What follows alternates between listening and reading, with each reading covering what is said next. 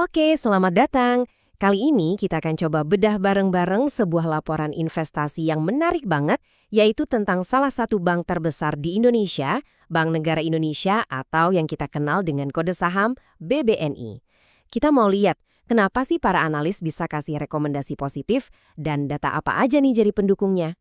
Oke, biar nggak berlama-lama kita langsung aja lompat ke intinya. Kita mulai dari kesimpulan yang diberikan oleh para analis keuangan di Sucor Sekuritas. Ini dia target harga sahamnya, Rp5.500. Angka ini nunjukin adanya potensi kenaikan yang lumayan signifikan loh dari harga saat ini. Pertanyaannya kan, apa sih yang bikin mereka bisa seyakin itu? Nah, ini dia alasan utamanya.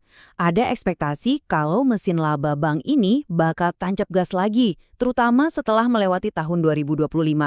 Inilah yang jadi fondasi dari semua pembahasan kita kali ini.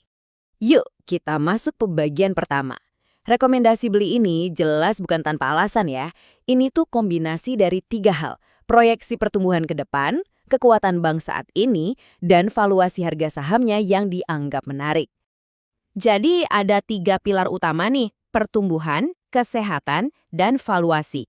3 hal ini yang jadi tesis inti dari rekomendasinya. Yuk kita kupas satu-satu, kita mulai dari pilar yang pertama, pertumbuhan laba. Nah, sekarang kita masuk ke bagian kedua. Di sini kita bakal lihat kenapa labanya BBNI ini diproyeksiin bakal agak turun dulu, tapi ini cuma buat ancang-ancang biar bisa loncat lebih tinggi lagi. Mungkin ini pertanyaan pertama yang muncul di kepala investor waktu lihat laporan keuangan terakhir. Loh, kok laba bersihnya kelihatan agak turun? Sebenarnya ada apa sih? Kalau kita lihat laporan laba ruginya, angkanya kelihatan jelas. Laba bersih atau PATM-nya turun 7% dibanding tahun sebelumnya. Sekilas ini kayak lampu kuning ya. Tapi ceritanya nggak sesederhana itu. Nah, ini dia jawabannya. Turunnya laba itu ternyata bukan karena operasionalnya memburuk. Seperti yang ditunjukin di grafik biaya kredit ini, BBNI itu sengaja mempertahankan credit cost atau biaya pencadangannya tetap tinggi. Ini adalah sebuah langkah yang disengaja. Jadi, ini tuh murni langkah strategis. BNI sengaja nyisihin dana lebih banyak buat jaga-jaga kalau ada risiko di masa depan. Ibaratnya kayak ngisi amunisi dulu sebelum perang besar. Ya, laba jangka pendek dikorbanin sedikit, tapi ini buat dapatin fondasi yang jauh lebih kokoh buat ke depannya. Oke, sebelum lanjut, penting nih buat kita pahami istilah ini. Net Interest Margin atau NIM. Sederhananya, ini tuh selisih keuntungan bank dari bunga pinjaman sama bunga yang dia bayar ke nasabah. Makin tinggi angkanya ya makin bagus. Nah, meskipun ada sedikit tekanan, laporan ini memproyeksikan NIM-nya BBNI bakal tetap stabil ke depannya. Oke, kita pindah ke bagian ketiga. Kesehatan sebuah bank itu kan gak cuma diukur dari untung rugi aja ya. Ada hal lain yang jauh lebih fundamental, yaitu soal kualitas aset-asetnya. Dan strategi mereka kelihatan jelas banget di sini. Coba deh Anda perhatiin grafik loan mix by segment. Kelihatan banget kan ada pergeseran portofolio pinjaman ke segmen korporat yang warnanya lebih gelap. Nah, segmen ini umumnya punya risiko yang lebih terukur.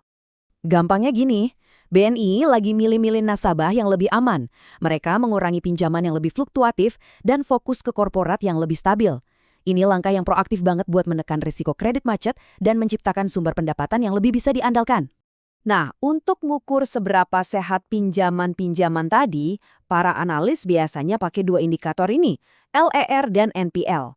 Intinya sih makin rendah angkanya, berarti makin sehat juga portofolio kredit bank tersebut.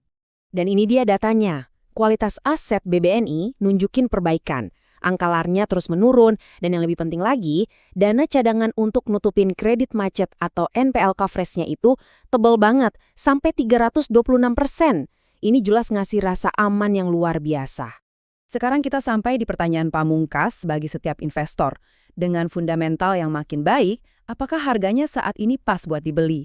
Mari kita bedah valuasinya. Salah satu cara paling umum buat nilai harga saham itu pakai PE ratio. Metrik ini pada dasarnya ngasih tahu kita berapa kali lipat sih harga saham ini dibandingin sama laba yang dihasilkannya. Coba deh lihat grafik di kiri bawah ini, BNI Forward PE. Ini nunjukin pergerakan PE ratio-nya dari waktu ke waktu. Garis tengah yang putus-putus itu adalah rata-rata historisnya. Coba perhatikan di mana posisi PE BBNI sekarang. Ya, ada di level 7,3 kali. Betul, posisinya jauh di bawah rata-ratanya.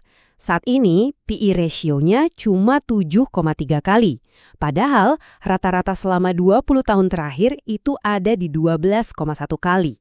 Dari sudut pandang historis, ini nunjukin kalau saham BBNI saat ini harganya relatif murah.